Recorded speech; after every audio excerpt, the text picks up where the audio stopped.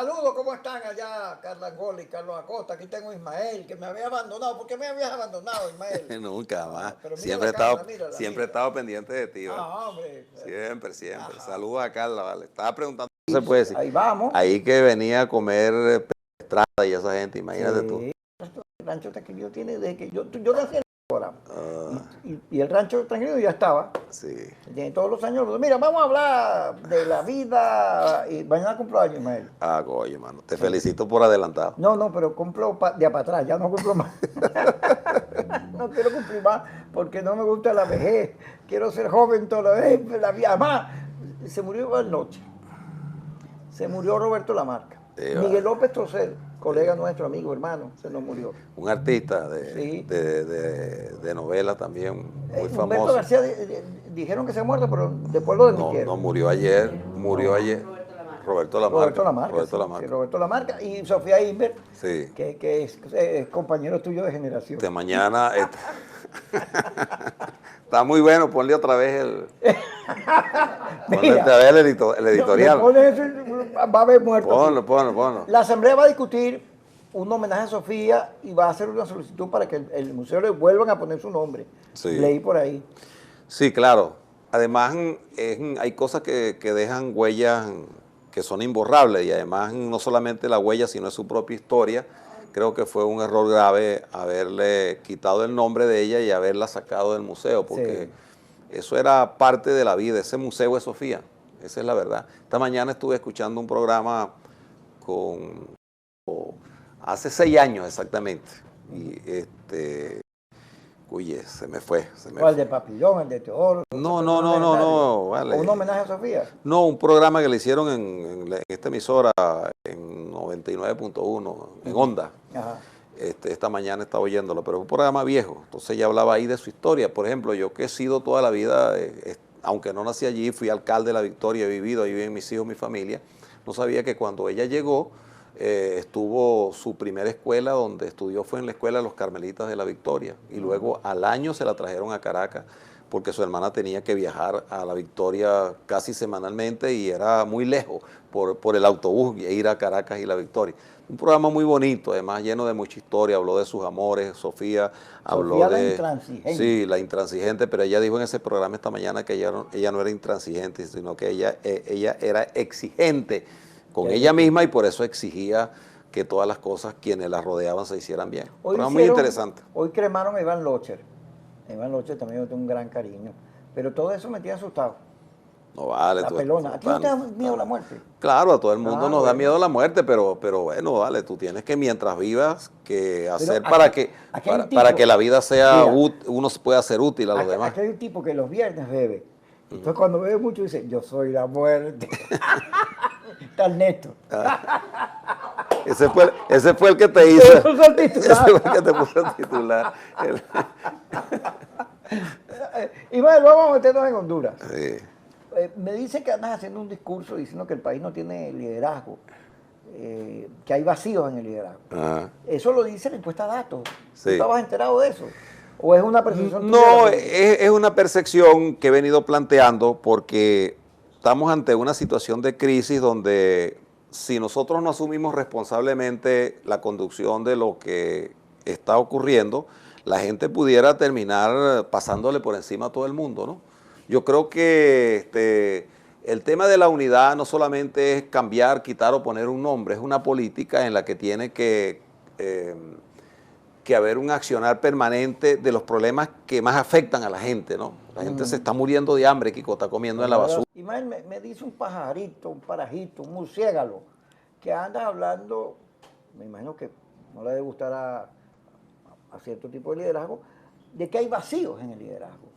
Eso lo dice la encuesta Datos, que ayer la estábamos leyendo. 72% de los venezolanos cree que el país no tiene dirección. Mira, el país tiene líderes muy importantes. Leopoldo, de donde está preso, es un líder importante. Enrique lo es, Henry Falcón, Henry Ramos Alú, todos tenemos, digamos, desde el punto de vista de lo que antes no existía y lo que ha transcurrido en el tiempo, que hacerle sentir al país que la asamblea era mucho más útil para lo que los venezolanos votaron. forma de autocríticamente reconocer, bueno, que no lo hemos hecho de un todo bien, a pesar de que nosotros hemos estado, digamos, cumpliendo nuestro rol de la manera más digna, más responsable. Pero nosotros tenemos un gobierno que utiliza todos los instrumentos del Estado venezolano para llevarse por encima y por delante lo que tenga que hacer y no les importa absolutamente nada. En ese terreno nosotros no podemos competir con el gobierno, porque además el gobierno tiene una capacidad de mentir y tiene instrumentos como hacerlo, medios de comunicación en el terreno y billetes en el terreno en el que nosotros no podemos competir. Entonces yo creo que hace falta es articular el tema de ese vacío que transcurrió, de que la mesa tenía o no tenía, nombraba o no nombraba a sus cuadros dirigentes, que yo quiero además reconocer que Chugo hizo un buen trabajo. O sea, fue injusto el maltrato hizo un buen trabajo, porque Chugo logró, junto con todo el equipo, con todos nosotros, la unidad no solamente Chugo, ni es quienes hoy estén, la unidad somos todos nosotros, bueno, nada más y nada menos que lograr un éxito importantísimo, que es haber dado al país, con la fuerza de nuestro pueblo, las 2/3 partes. Pero este liderazgo no solamente tiene que verse articulando desde la Asamblea, sino desde todos los espacios de la sociedad venezolana. Pero fíjate, yo he venido diciendo, oye, que es una cosa loca. Primero, el revocatorio no lo mató la oposición, lo mató el gobierno. Claro. Entonces, la oposición comenzó a culparse. Claro. Entonces, sectores, liderazgo de la oposición comenzaron a decir que había traidores, Claro, gente pagada por el gobierno, comenzaron a culparse unos a otros. En vez de frente al adversario que estaba actuando, solidificarte, nos volvimos un desastre. Y ahora, lo que es a Manuel Rosales, a Henry Falcón, hay una campaña de que son unos vendidos, unos traidores, cuando esos son aliados, te guste o no son aliados, no hay respeto entre los aliados. claro. Y muchas de esas campañas vienen de parte del gobierno que quiere dividirnos. Pero hay gente que le compra ese discurso del gobierno y plantea una división dentro de la oposición que a mi juicio no solo no existe, sino que es inconveniente en todo caso que existiera. Habría que ver cómo se resuelve. Mira, si nosotros no articulamos, no tenemos una política clara, no tenemos un mensaje claro y un propósito claro frente al país. Cuando fuimos a las elecciones parlamentarias, más que candidato, yo no era candidato Ismael García en mi circuito, aunque uno le ponía todo el esfuerzo y todas esas cosas, pero era la unidad. Y en la unidad teníamos el mismo mensaje en coro que el que teníamos en Caracas, que el que teníamos en el Zulia. La misma canción, la misma manito, y no pudieron engañarnos en engañar al pueblo. Incluso en el caso de Aragua sacaron un nombre de Ismael García y esa gran vagabundería para la que se prestó saliendo por la puerta de atrás de la historia aquello que se llamaba el MIN, bueno, pusieron toda una campaña y lo que hicieron fue hacerme campaña a mí como candidato porque la gente sabía que el verdadero candidato de la unidad estaba en la tarjeta de la MUD de la manito. No, la canción famosa, claro, abajo, claro, a la izquierda, entonces, ¿qué es lo que te quiero decir con esto? Que aquí, en estas políticas, la forma también es el fondo. Nosotros tenemos que presentarle al país una sola foto. Es verdad que hay dirigentes que tengan una aspiración natural, normal, de ser candidatos a alcalde, gobernadores o a presidente de la República. Pero eso pero eso hay que ponerlo a un lado frente a los problemas del país y a un cambio político que lo tenemos que lograr entre todos. Te vamos a discutir, pero eres candidato en Aragua, me dijo un pajarito. Cuando regresemos, ya va, no lo digas.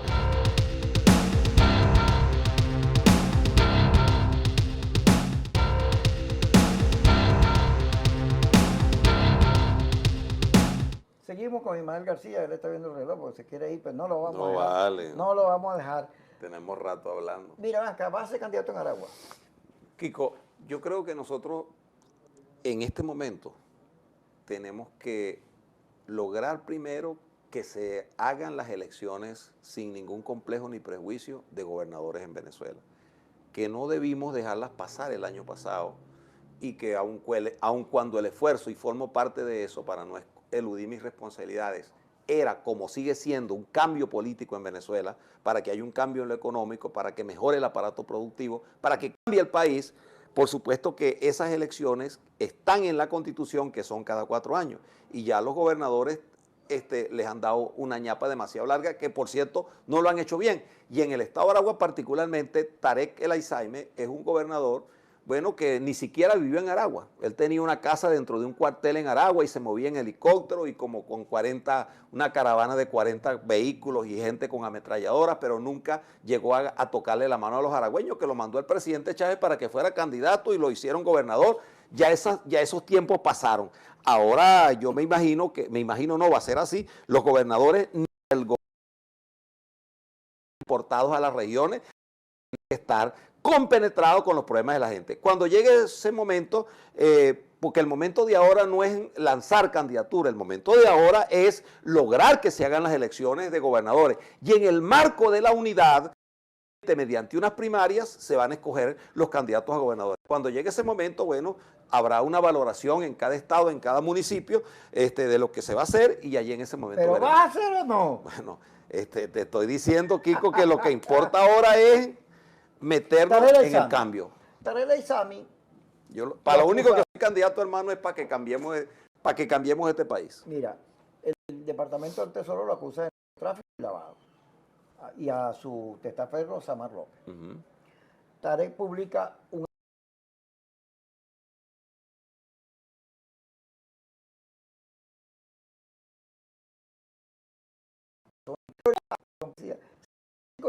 nada que ver con eso. Claro. Ambas declaraciones suponen que el gobierno se reunió, hizo un análisis, ay caramba, vienen por nosotros, Claro. esto es peligroso, puede significar, qué sé yo.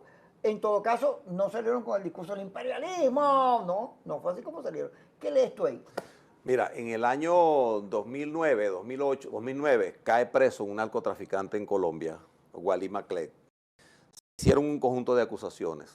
En el año 2010, quien les habla fue a la Fiscalía General de la República, habiendo recabado todas las informaciones, y solicité que se hiciera una investigación para que Hugo Carvajal, que fue el jefe de inteligencia militar del presidente Chávez durante 14 años, bueno, estaba siendo acusado de traficar con droga. No obstante a eso, yo me fui a Estados Unidos y en el tribunal, en el Gran Jurado de Nueva York, cité un documento que lo pagamos apostillado, donde se dice que Hugo Carvajal está acusado, pena perpetua, acusado por tráfico de droga, pero también en un tribunal del sur de Florida. Ambos documentos fueron llevados también tanto a la Comisión de Política Interior de la Asamblea Nacional como a la Fiscalía General de la República. En el caso de Tarek El Aizami, en el año 2010, que también fue señalado por Wally Maclet, no solamente a él, sino a su hermano Firet El Aizami. Y además de eso, aparecían en esa lista de gente que Hugo Carvajal decía que trabajaban para él, el que es actual gobernador de Trujillo, y otros altos personeros del gobierno. En el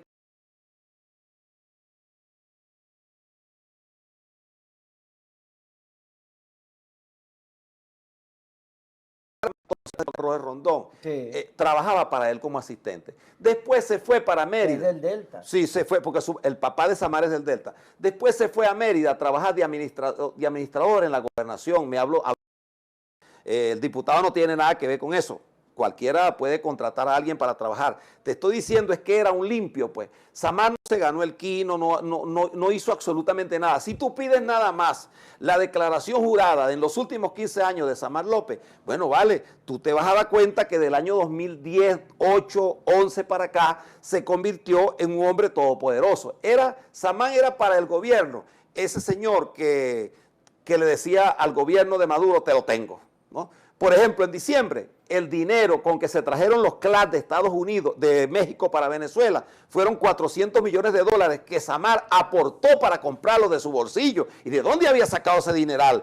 Para comprar los CLAT y traerlos para el país, porque el gobierno no tenía dinero como digamos, desembolsar para decirle a ese señor que los trajera. CLAT, por cierto, que ha denunciado el diputado Carlos Paparoni, que solo tienen un costo de $8 y que el gobierno los paga en $30. Bueno, todo eso es un trajín. El problema es que ya no es corrupción, sino que también tiene que ver con el manejo del tráfico de drogas. En esa denuncia que yo llevé tanto a la Fiscalía como al Pleno de la Asamblea Nacional, llevé un informe de la ONU donde se dice que en Venezuela el 40% de la droga que se trafica en el mundo, de acuerdo con un estudio que tiene la ONU, no es la CIA ni el imperialismo, es la ONU, un organismo transnacional de determinó en su comisión que tiene que ver con el manejo y el funcionamiento del narcotráfico en el mundo, por Venezuela transitarían el 40% de la droga que se consume en el mundo. Wow. Una parte vía Centroamérica, México, El Salvador, hasta llegar a Estados Unidos, y la otra parte vía África, Europa. Entonces, este asunto de droga es un tema que hay que meterlo con cuidado, porque terminar lo que pasó en Colombia. Entonces, bueno, no sabemos hasta aquí si es que hay un narcoestado, porque además aparecen dos sobrinos de la primera dama involucrados que reconocieron en un tribunal en los Estados Unidos. Así que el tema del narcotráfico en Venezuela es un coco, y hasta ahora aparentemente pues el gobierno de los Estados Unidos había actuado con benevolencia o había sido un poco elástico. Este señor que llegó parece que decidió desempolvar las cosas y poner las cosas en su lugar. Por cierto, personaje con el que no tengo ninguna identificación.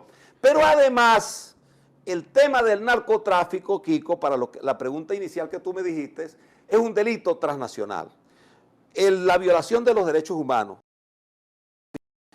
corrupción, esos delitos no prescriben y además no tienen frontera. Ahí está lo que pasó en Cuba con el general Ochoa, que Fidel Castro lo tuvo que fusilar.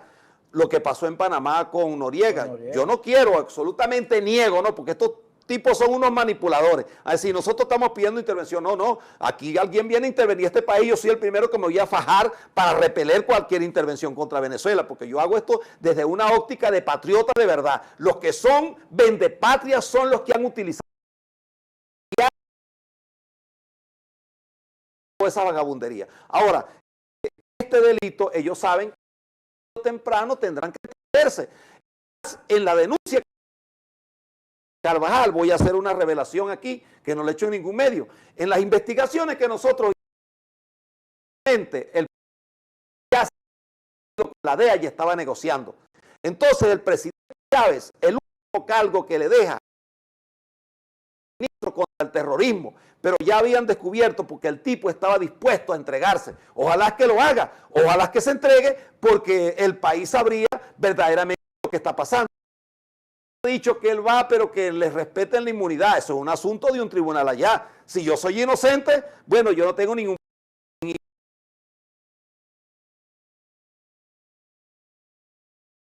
Yo se iba a casar, hacen el programa asqueroso que tiene en las noches, los días miércoles. No, cuando era candidato a diputado. A diputado. No, a diputado. Cuando era candidato a diputado en Aragua. Nunca he sido candidato a gobernador. Cuando era candidato a diputado, bueno, pero es que eso no es un pecado tampoco. No, bien, solo mi cerebro macabro. No, pero es que yo creo que no dije esa palabra. Sí, la dije. Viste. Bueno, cuando era candidato a diputado, yo soy alcalde de La Victoria también, es decir, toda la vida he trabajado en Aragua. Cuando era candidato a gobernador Tarek y Diosdado Cabello iba para Aragua, yo siempre confronté estas cosas. Y un día en la campaña de diputados, el señor Diosdado estaba hablando muy mal de mí, y yo le hice una propuesta que se la hago a Hugo Carvajal y se la hago a Tarek.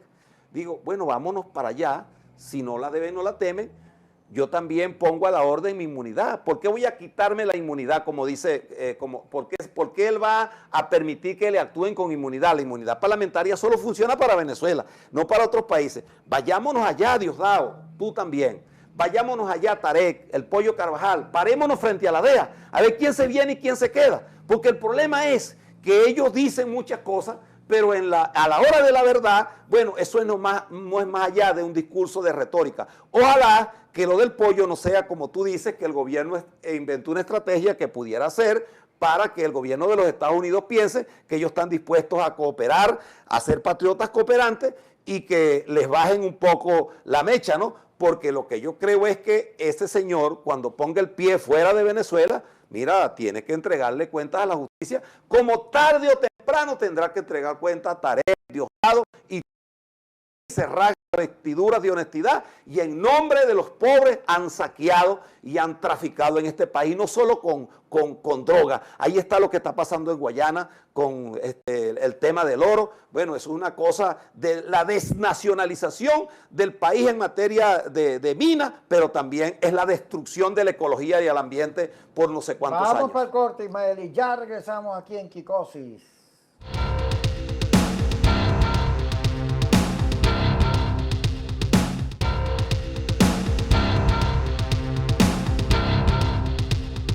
Seguimos con Ismael García, aquí conversando como los locos. A ver, permíteme tu mano, Ismael. A ver, no, ya va. Cerrado. Aquí está, mira, esta es la línea del futuro y dice aquí, candidata. ¡Ah, ya está gobernador! Porque yo sé cómo es la cosa. Fíjate, es obvio que el gobierno no quiere elecciones porque las pierde.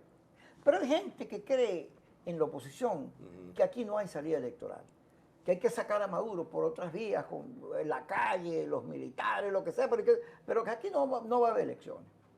Aun cuando la Constitución dice que ellos tienen fecha de vencimiento. Claro. Y que no pueden estar postergando, menos ahora con ese lío que tienen con los Estados Unidos y el narcotráfico y la cosa. Sí. Y ¿cómo es que ellos agarran y se declaran dictadura y no les va a pasar nada? No, ellos hacen eso y lo tumban a los 2 días. Claro. Imagínate todo el lío que les montan, bloqueos, qué sé yo.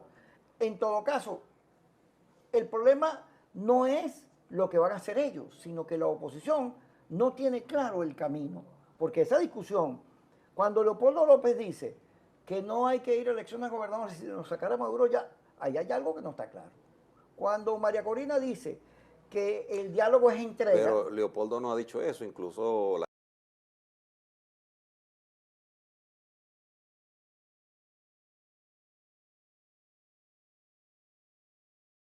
También...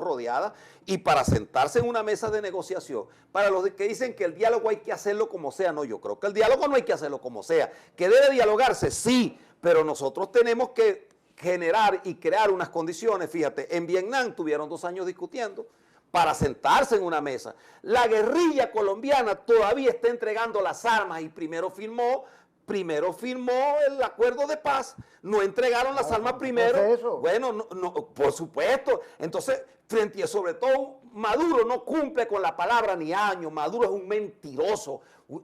Y además, Diosdado Cabello es un tipo que cualquier iniciativa que pueda haber de entendimiento lo patea, porque ¿cuál es el problema de fondo? Que Maduro siempre dice, no, que allá se pongan de acuerdo, ¿no? El problema grave en este país es que desde donde se gobierna no hay un liderazgo. Lo que hay son bandas de capos y mafias que unos controlan una cosa, un gobernador que controla el cemento, el otro la cabilla, este controla otra cosa, este controla el narcotráfico. Entonces, con esa gente manejado de esa manera, bueno, tiene que alguien también dar su palabra para que se cumpla. Entonces, el problema es mucho más grave, Kiko, y creo que nosotros tenemos que forzar desde la presión popular, que sí la tenemos que hacer, racional, gradual, hasta que eso se convierta en una fuerza sólida nuevamente para que el gobierno pueda entenderse. Urosa dice que Maduro se burló del Papa. Total, y resulta que hay gente de la oposición que dice que el Papa es comunista. Bueno, pero eso son posiciones extremas que yo creo que no podemos caer en ninguna de las dos,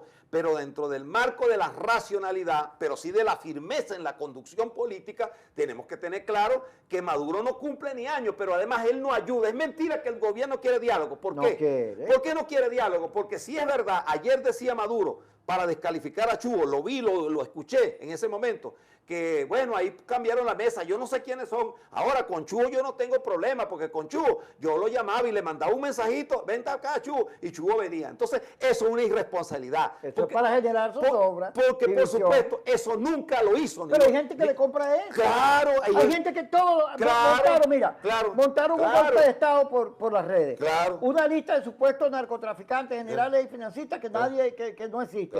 Pusieron a Lorenzo Mendoza a decir cosas que no digo. A Henry Falcón a declarar de coger y no lo dejaron entrar. A Leonardo Padrón. Te montan unas campañas, pero hay sectores de la oposición que compran eso. Pero el gobierno no tiene interés en que se haga diálogo, porque si el gobierno tiene interés... Pero hay gente de la oposición que habla peor del diálogo que del gobierno. Porque mira, ven acá, tú y yo podemos hablar como amigos y dirigentes políticos, como sea, y intercambiamos un conjunto de ideas. Pero si nosotros queremos que esos objetivos se logren, no los vamos a discutir a través de esta pantalla, los discutimos en privado y vemos entonces cómo ayudo yo desde mi condición de dirigente y tú desde tu condición de comunicador social a que eso se cristalice. Pero si yo salgo aquí y digo, no, tú sabes que Kiko me dijo que tal cosa, o invento una cosa que tú nunca me has dicho, bueno, ahí se rompe todo. Entonces este gobierno nunca ha tenido interés al diálogo. ¿Por qué el gobierno no le interesa que la Asamblea para no acepta que se investigue? El contralor, no tiene control, el contralor que quiere investigar a la Asamblea, el que hay que investigarlo es a él. Toda la estructura de funcionamiento de la Contraloría General de la República, la mujer, el hijo, el novio, la tía, los hijos de los hijos, todos los que están allí son funcionarios, son puestos, son familia directo del Contralor. Y de paso, la jefe de personal es hermana de Cilia Flores. Entonces, ¿cómo es Contralor, va a ser Contraloría para un gobierno del cual es un servil? ¿Cómo investigan los órganos de administración de justicia si están al servicio del gobierno? Entonces, por supuesto, cuando tú denuncias el caso de la comida, el caso de Carlos Osorio fue y metió una denuncia contra mí en un tribunal en Valencia para que yo no hablara más, cosas que no le es fácil que lo logre, ¿no? Entonces, para que yo no hablara más de lo que simplemente en la memoria y cuenta que nos entregamos dice que Carlos Osorio administró 27.500 millones de dólares en 3 años y el pueblo de Venezuela está comiendo en la basura. Entonces, por supuesto que no le interesa al gobierno que la Asamblea entre en su proceso normal. Pero porque se me va a ir la cosa del cerebro. O sea, que como va a cumplir años, ya cada día estoy. Toma fitina. Mira, fitina o mercurio, mercurio que ayuda. Mira, que nos queda poco tiempo. El caso de Brecht. Resulta que aquí hay unas obras, el metro, el puente de Guayana, hay un poco de obras de Odebrecht. El que contrató con Odebrecht fue el gobierno, además, un día ¿te acuerdas? Y el gobierno nacional, el nacional, porque ahora quieren echarle responsabilidad a Capriles. Por ahí mandaron un payaso ese que usó para quitarle las siglas del PPT a los dirigentes originales de ese partido, a los que no se arrodillaron frente al gobierno, como hicieron con nosotros con Podemos. Bueno, hoy fue a la Fiscalía a pedir que se investigue a Capriles. Señor, si Odebrecht es una empresa que la trajo el gobierno nacional, y además de eso, ellos trajeron una empresa italiana que la trajo Odebrecht para construir nada más y nada menos que el ferrocarril del centro, que debería trasladar entre Aragua, Carabobo y ciudades importantes, Puerto Cabello, La Victoria, para llegar a los valles del Tuy, 18 millones de pasajeros, ¿no? Mensuales debería, capacidad para eso. Si ese ferrocarril... Ahí están las rampas, hace años que ni las unos pedazos de ti. Bueno, y entonces son 6.500 millones de dólares. Mira, la obra más importante de América Latina, concluida, solo creo que en 3 años, fue el segundo canal de Panamá. Costó 6.000 millones de dólares. Bueno, resulta que esta obra, solo ese ferrocarril, se gastaron 6.500 millones de dólares. La obra no se terminó y el presidente Chávez un día en Aragua dijo que la obra se iba a entregar el 14 de noviembre del 2014. Ni en el 2014, ni en el 2015, ni en el 16, ni nunca, porque los reales se los robaron, hermano, porque estamos dirigidos por una banda de malhechores que se enriquecieron en el poder. Y entonces, por supuesto, no le interesa al gobierno que haya Contraloría, y por eso, en el fondo, Nicolás Maduro no le interesa. Ahora, nosotros no podemos actuar contra todo el chavismo, porque el chavismo de base, los cuadros medios, ellos más bien han sido víctimas. Yo estoy de acuerdo, la lucha contra el narcotráfico no es contra el chavismo, porque no es lo mismo lo que ha hecho Tarek El Alzheimer, que está acusado, no por mí, sino por el gobierno de los Estados Unidos, y además por investigaciones que se han hecho a la gente que votó por él en Aragua. Bueno, Ismael, párate ahí, vámonos, ya está bueno. ¿Te vas a ir de verdad? No, bueno, me está diciendo. Calma, cálmate.